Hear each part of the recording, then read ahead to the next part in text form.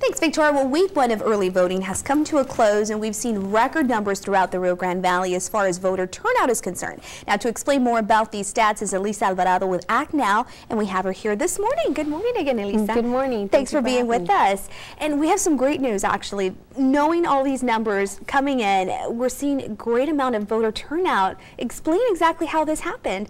Well, we've had a really good turnout, as you said, the first 7 days of early vote. And, you know, we're really optimistic because early vote is really the time where voting is easy. We are making it easy for people to go to early vote locations, as well as having mobile locations that have helped them, you know, vote throughout these past 7 days. So what we want to remind people is it's a great start, but there's still 5 days of early vote left, and we can't let up. We have to be consistent in order for our numbers to increase in the way that we need them. Now let's talk a little bit about these mobile units, because this is sort of something different and new that we haven't seen here in the Valley, but it's really brought in a lot of numbers. Tell us about that.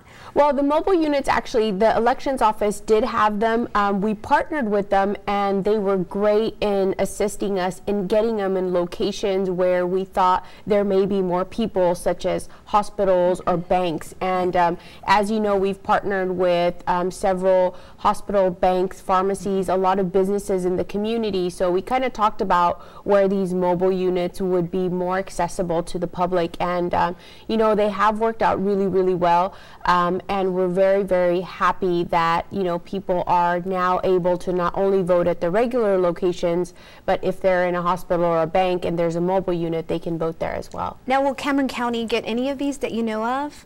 Well, I know that Cameron County does have a mobile unit. I worked with Rogelio, and I think that they're working on maybe for this next election cycle having them at maybe some of our partnering locations. So we are working with Cameron County as well as Star. So.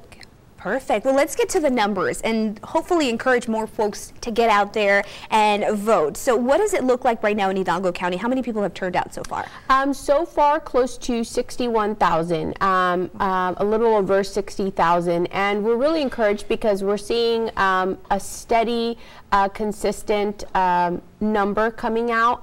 It's about a 41% increase since 2008.